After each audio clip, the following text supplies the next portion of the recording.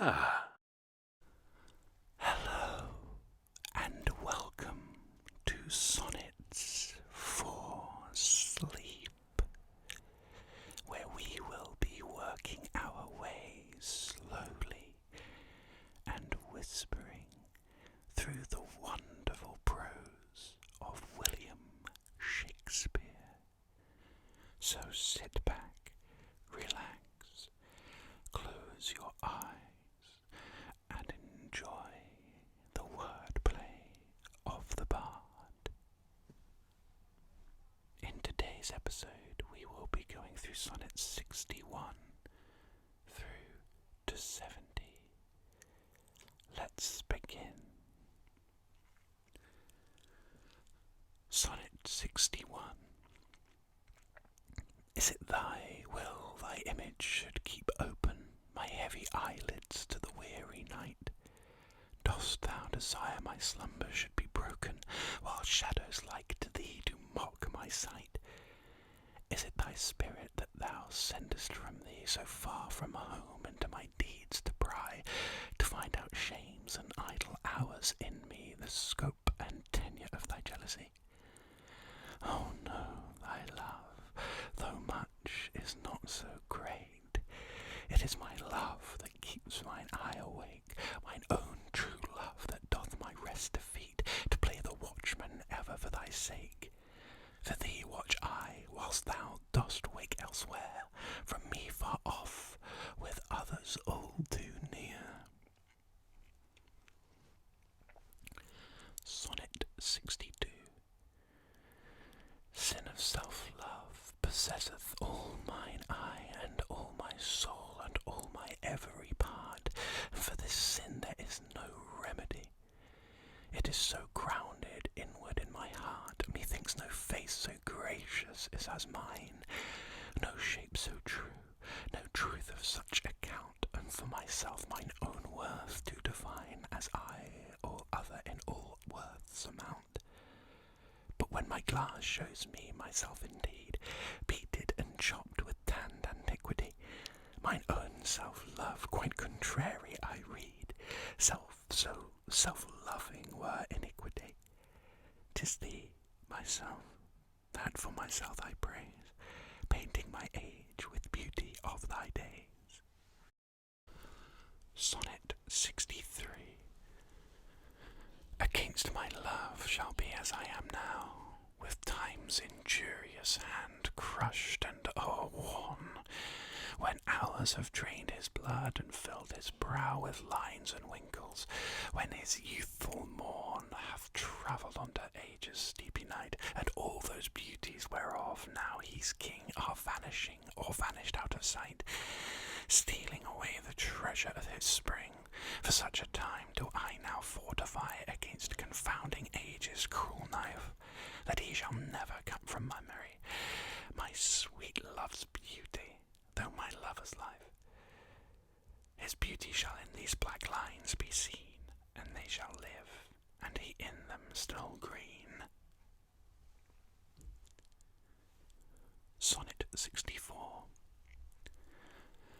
When I have seen by time's fell hand deface the rich proud cost of outward buried age, when sometime lofty towers I see down raised, and brass eternal slave to mortal rage, when I have seen the hungry ocean gain advantage on the kingdom of the shore, and the firm soil win of the watery main, increasing store with loss and loss with store, when I have seen such interchange of state, or state itself confounded to decay, ruin hath taught me thus to ruminate, that time will come and take my love away.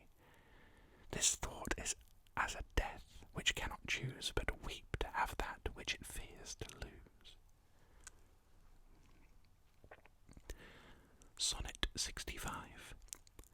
Since brass, nor stone, nor earth, nor boundless sea, but sad mortality sways their power, how with this rage shall beauty hold a plea, whose action is no stronger than a flower?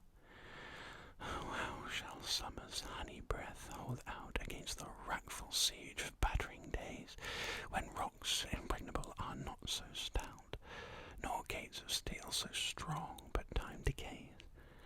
O fearful meditation, where, alack, shall time's best jewel from time's chest lie hid? Or what strong hand can hold his swift foot back, or who his spoil of beauty can forbid? Oh, none, unless this miracle have might, that in black ink my love may still shine bright. Sonnet 66. Tired with all these, for restful death I cry, as to hold a beggar desert born, and needy nothing trimmed in jollity, and purest faith unhappily forsworn, and gilded honour shamefully misplaced, and maiden virtue rudely strumpeted, and right perfection wrongly disgraced, and strength by limping sway disabled, and art made tongue-tied by authority, and folly, Dr. Light, controlling skill, and simple truth miscalled simplicity, and captive good attending captain ill. Tired with all these, from these would I be gone, save that to die, I leave my love alone. Sonnet 67. Ah, wherefore with infection should he live, and with his presence grace and piety, that sin by him advantage should achieve, and lace itself with his society? Why should false painting imitate his cheek, and steal dead seeing of his living hue? Why should poor beauty indirectly seek roses of shadow, since his rose is true? Why should he live, now nature bankrupt is, beggared of blood to blush through lively veins? For she hath no exchequer now but his, and proud of many lives upon his gains.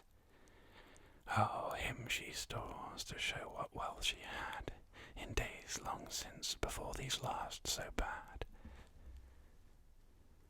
Sonnet 68.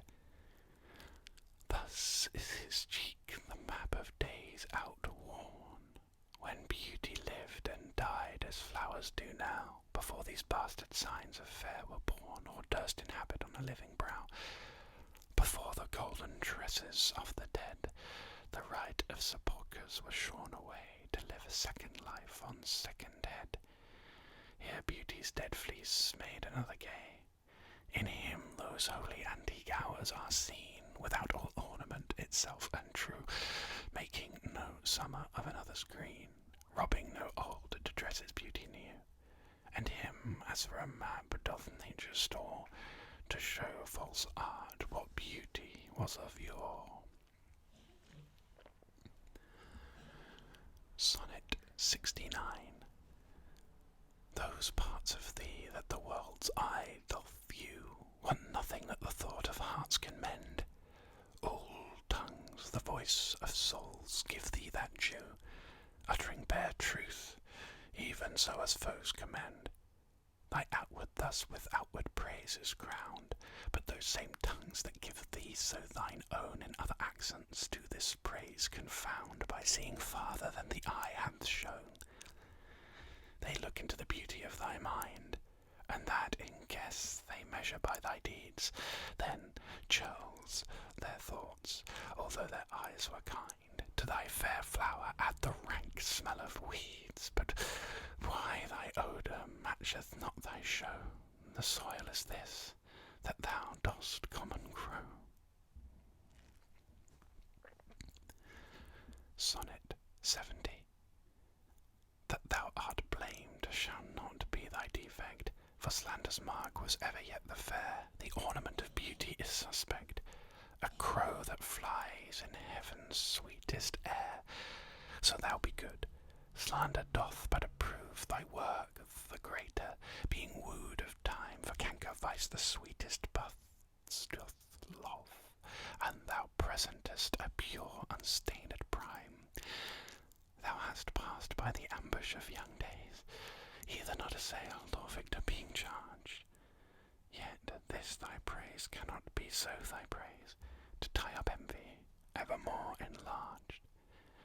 If some suspect of ill masked not thy show, then thou alone kingdoms of hearts shouldest owe.